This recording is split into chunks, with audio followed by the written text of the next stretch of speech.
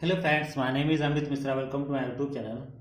हम लोग इसमें ये मेरे खुद के नोट्स हैं, तो इसमें हम लोग ग्रामर की एक सीरीज़ कंप्लीट करेंगे जो कि मैं 10 से स्टार्ट करूंगा। इसमें सारे पार्ट्स ऑफ स्पीच को और प्रीवियस ईयर क्वेश्चंस को सब कुछ सॉल्व करेंगे। तो आज जो हमारा टॉपिक होगा वो टेंस होगा। हम लोग टेंस से स्टार्ट करेंगे। देखिए, यदि आप टेंस को समझना है तो आपको टाइमलाइन को समझना पड़ेगा। टाइमलाइन क्या होती है? हम जानते हैं प्रेजेंट में है, इससे पहले जो बीत चुका है वो पास्ट है, और जो आने वाला है वो फ्यूचर है। ठीक है, फ्यूचर आने वाला है, इसीलिए इसको इमेजिनरी कहा जाता है, क्योंकि अभी आया नहीं है। और अगर आपको टेंस को समझना होगा तो आपको एक्शन को भी समझना पड़ेगा। एक्शन क्या होते हैं, यानी कि जिसको प्रोसेस कहते हैं। कंटिन्यूअस प्रोसेस होता है, परफेक्ट प्रोसेस होता है, परफेक्ट कंटिन्यूअस प्रोसेस होता है, और इंडेफिनिट प्रोसेस होता है। कंटिन्यूअस प्रोसेस क्या है? देखिए, एग्जाम्पल के थ्रू आप इसको और अच्छे से समझेंगे। यहाँ पे देखिए, कंटिन्यूअस प्रोसेस क्या होता है। कंटिन्यूअस प्रोसेस मतलब जब कोई आप काम कंटिन्यू कर रहे हैं उसको बोलते हैं कंटिन्यूअस प्रोसेस। यानी कि किसी काम को करना आप कंटिन्यू जब तक रखते हैं तब तक वो कंटिन्यू रहता है, और उसके बाद जैसे ही वो काम कंप्लीट हुआ फिर वो क्या होता है? Perfect process. राइट। किसी भी काम को जब आप कंटिन्यू करते हैं तो कंटिन्यू प्रोसेस होता है, और जैसे ही आपने करना उसको खत्म किया वो परफेक्ट में कन्वर्ट हो जाता है। राइट। जैसे एग्जांपल के तौर पे, एग्जांपल देखिए यहाँ पे, मैं खाना खा रहा हूँ, आई एम ईटिंग फूड। कौन सा प्रोसेस है? Continue process. मैंने खाना खा लिया है, जैसे ही खाना खाना कंप्लीट हुआ तो क्या बन गया? Perfect process. फिर उसके बाद मैं 1 घंटे से खाना खा रहा हूँ। अब इसमें देखिए,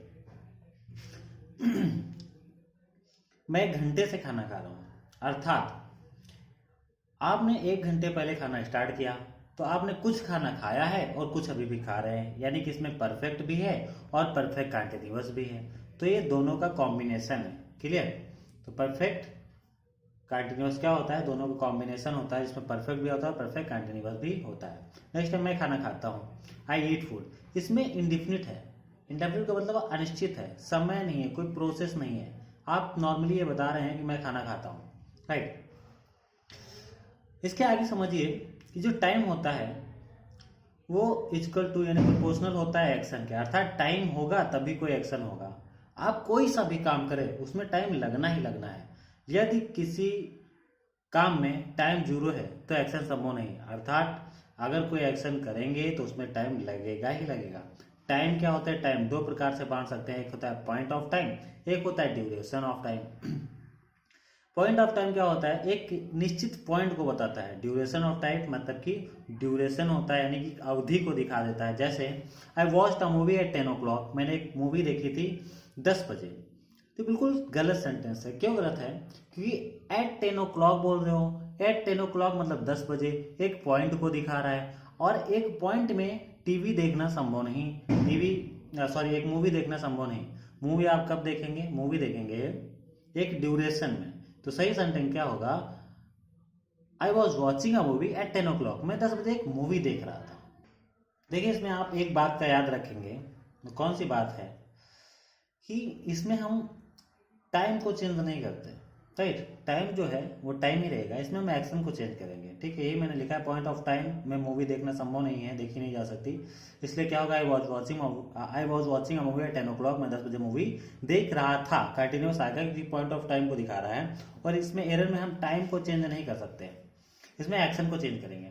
ठीक है, तो इसको आप याद रखिए। चलिए बढ़ते हैं आगे।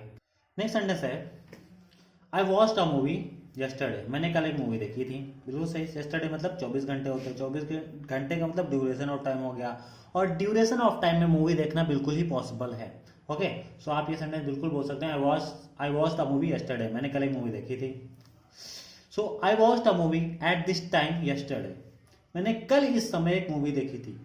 जब हमने इस समय की बात कर दी तो ये पॉइंट ऑफ टाइम बन गया, और पॉइंट ऑफ टाइम में मूवी देखना पॉसिबल नहीं है।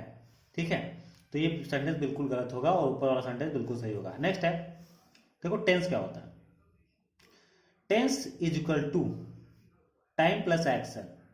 अर्थात किसी टाइम में जो हमें किसी एक्शन को बताता है वो टेंस कहलाता है। देखिए, अर्थात किसी टाइम में किसी एक्शन का होना जो हमें बताता है हम उसे टेंस कहते हैं। टेंस को समझने के लिए आपको वर्ब को भी अच्छे से समझना पड़ेगा।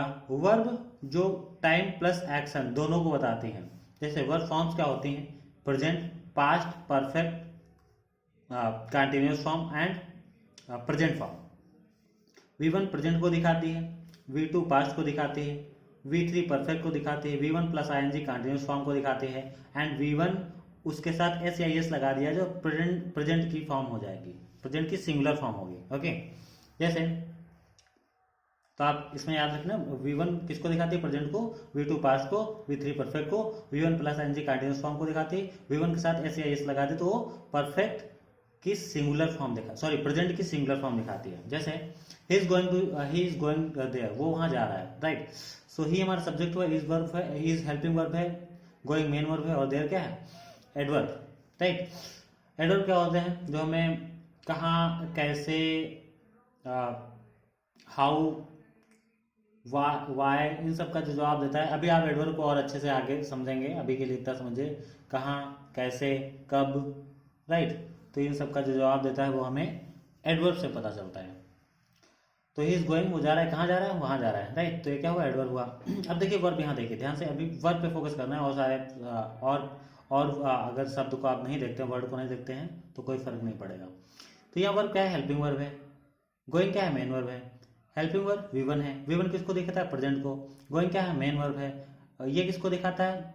कंटिन्यूअस को। तो कौन सा ये टेंस कौन सा बना? Present continuous tense. तो इस प्रकार से किसी भी टेंस को आप आसानी से पहचान सकते हैं, क्योंकि जो V1 से हमें प्रेजेंट पता चलता है, ING फॉर्म लगा दी तो कंटिन्यूअस, तो प्रेजेंट कंटिन्यूअस टेंस हो गया। ओके, नेक्स्ट देखिए, ही इज रिच। अब ही क्या है? सब्जेक्ट है, इज क्या है? Helping verb. और हेल्पिंग वर्ब जब और कोई वर्ब सेंटेंस में और कोई वर्ब नहीं होती तो मेन वर्ब का काम करती है, तो मेन वर्ब हुई। तो इसमें क्या है? प्रेजेंट पता चल गया। उसके बाद रिच, रिच क्या है? एडजेक्टिव है। तो ही रिच है, रिच ही है। तो यहाँ पे देखिए कोई इसमें एक्शन हो ही नहीं रहा, तो प्रेजेंट इंडेफिनिट टेंस, क्योंकि यहाँ पे कोई एक्शन हो ही नहीं रहा। टाइम के बारे में इसमें हम नहीं बता सकते, इसलिए इंडेफिनिट है, अनिश्चित है। ओके, नेक्स्ट है ही वॉच्ड अ मूवी, उसने कल मूवी देखी थी। अब यहाँ देखिए V2 है, V2 मतलब मेन वर्ब, एक्शन हो रहा है। कौन सा एक्शन? पास्ट का। तो हम समझ गए कौन सा टेंस है? Past indefinite tense, past indefinite tense. Okay, next देखिए, they have done their work, उन्होंने अपना काम कर लिया है। हैव क्या है? प्रेजेंट। डन क्या है? V3 से क्या पता चलता है? परफेक्ट पता चलता है। तो कौन सा टेंस हुआ? Present perfect tense. नेक्स्ट देखिए, they have been doing it for 2 hours। अब यहाँ पे देखिए, हाउ से प्रेजेंट पता चला। बीन क्या है? बी की परफेक्ट फॉर्म है, बी की थर्ड फॉर्म है, बी की थर्ड फॉर्म क्या है? बीन। तो इससे परफेक्ट पता चला। और ये क्या है? डू के साथ ING लगा दिया, V1 के साथ ING लगा देते हैं तो उससे कंटिन्यूअस पता चल जाता है। तो फिर ये टेंस कौन सा हुआ? टेंस हुआ प्रेजेंट परफेक्ट कंटिन्यूअस। ओके, सो इस प्रकार से किसी भी टेंस को आप आसानी से समझ सकते हैं। तो कल हम लोग प्रेजेंट इंडेफिनिट टेंस स्टार्ट करेंगे, राइट। प्रेजेंट इंडेफिनिट टेंस मतलब ग्रामर के पॉइंट ऑफ व्यू से, मतलब कि क्वेश्चन के पॉइंट ऑफ व्यू से जो कॉम्पिटिटिव एग्जाम में पूछे जाते हैं, ठीक है। तो उस नजरिए से हम इसको पढ़ेंगे। आपने टेंस तो पढ़ रखा होगा, लेकिन हम इसको उस नजरिए से पढ़ेंगे जिससे आप किसी भी कॉम्पिटिटिव एग्जाम के पेपर में जो ग्रामर सेक्शन से जो एरर आते हैं इंग्लिश में, उसको आप आसानी से पहचान कर सॉल्व कर सकते हैं। तो मिलते हैं नेक्स्ट वीडियो में।